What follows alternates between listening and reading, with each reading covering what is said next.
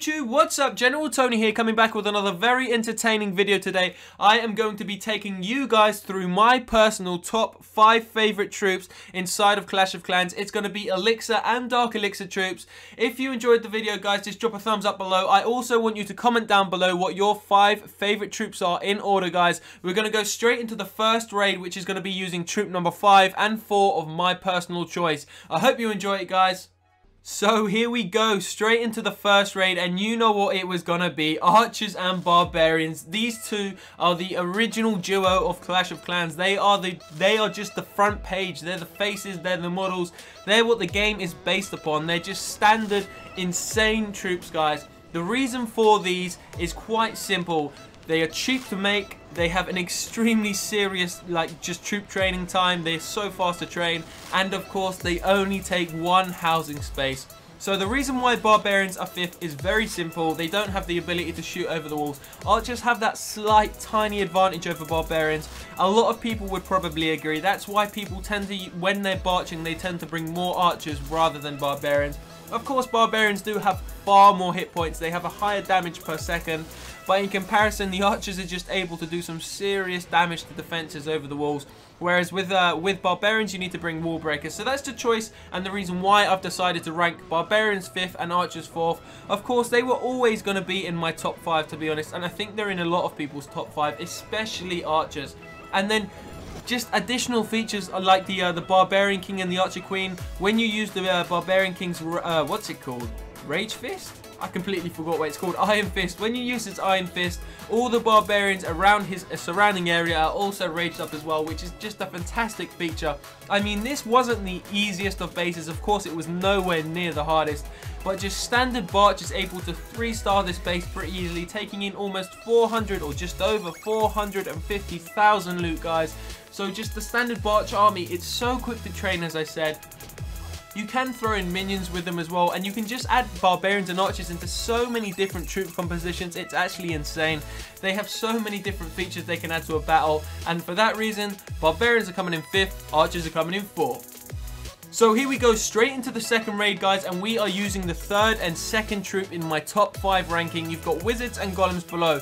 Now, I'm going to tell you right now, I'm ranking golems in at number 3, and wizards a close shave just behind the number 1, which is going to be in the raid after this. Wizards were so close, they were almost snapped number 1, but I just chose the other troop just for simple reasons, and I will explain that later on in the video. So golems in at number 3. Let's go ahead and play the videos.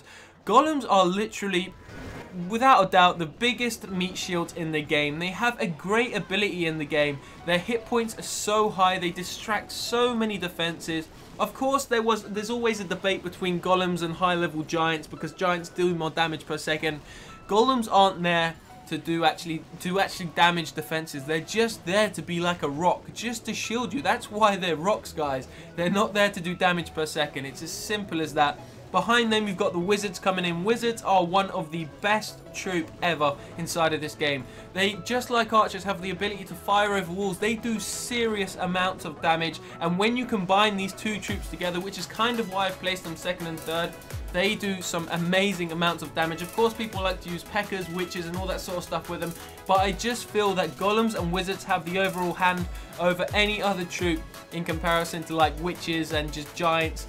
Or what else did I just say? Yeah, witches, giants, anything like that. Even lava hounds. I feel golems are more interesting and just more optimal in comparison to lava hounds as well. Just for the simple fact that most of the defenses in this game would rather focus on ground rather than air. So of course, taking air defenses out of the equation, a golem is going to be a lot more successful to defend, and sorry, not to defend, to distract against enemy defenses. So once again, using this troop composition, it's a very easy 3-star, guys, especially if you choose the correct base and you deploy correctly. I didn't really deploy it correctly here. I used both those jump spells incorrectly, but I was just trying to show you my top 2, my 2nd and my 3rd troop. So coming in 3rd place is the standard golem. He's an insane troop. He does cost a lot of money, and training time is quite a lot. So that's another reason why he's number 3.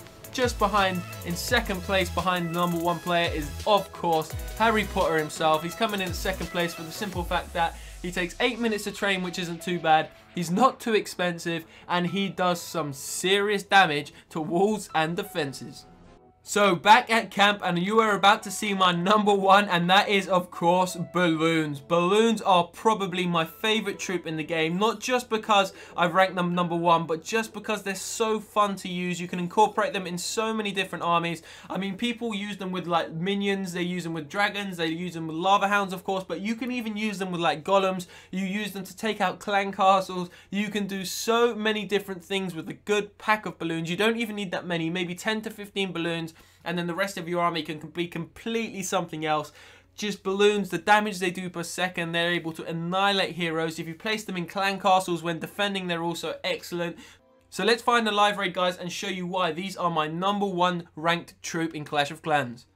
So here we go, we have landed on this Town Hall 9 base, and it is quite a well developed one. Now they do have an air defense down, which is always beneficial when you're using balloons or any sort of air troops. Another thing is one of their expos is facing the ground. It pity that these two weren't switched around. One is also facing the air.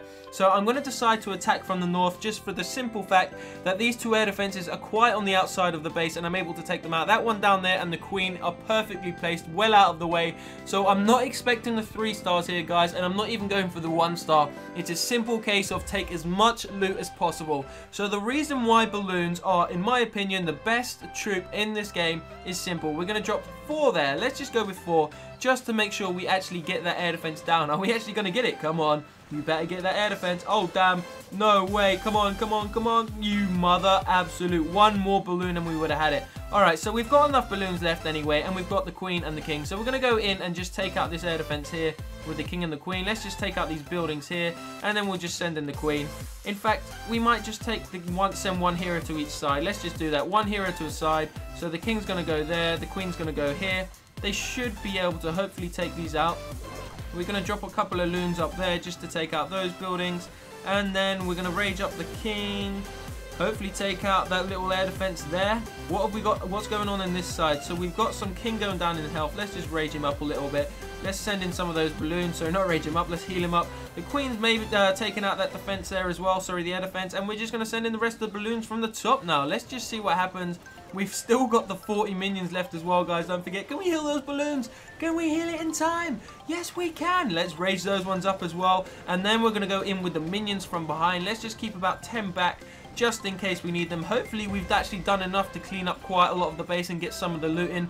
They have got high level Teslas here, so they should be going to do quite a lot of damage to my balloons, but that's okay. We have a lot of them spaced here. The queen still hasn't been called over, which is fantastic. That means we're going to be able to clean up a lot of the loot.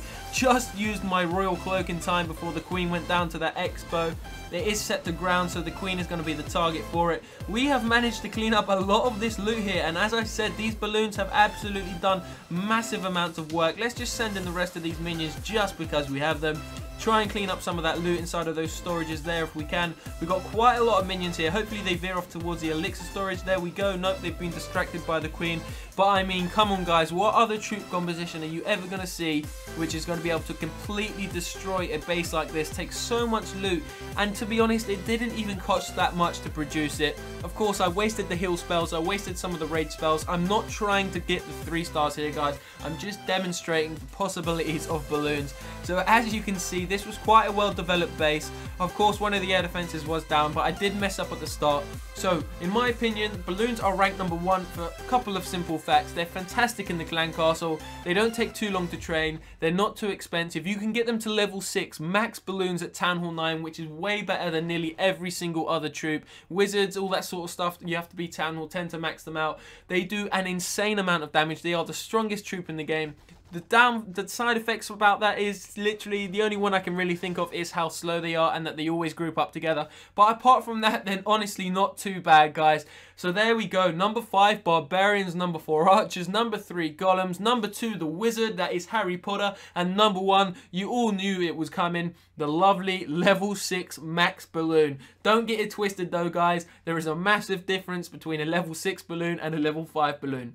Massive amount of loot gained as well, 308,000 gold, which is always good, 279,000 elixir, and 1,148 dark elixir. So as I said, guys, comment below what your top 5 favourite troops are. I'm very interested to see how everyone's opinions vary. I can guess that the Barbarians and Archers would probably, at least Archers would be in everyone's top 5, along with Wizards, maybe Balloons. A lot of people probably fancy P.E.K.K.A.s, Dragons, all that sort of stuff, but it's going to be interesting just to see what your troops are. If you enjoyed the video, guys, hit that like button, share and favorite the video if you can, subscribe if you haven't already for daily videos, guys. As ever, thank you so much for watching. Have a lovely day, evening, wherever you are around the world. Peace out.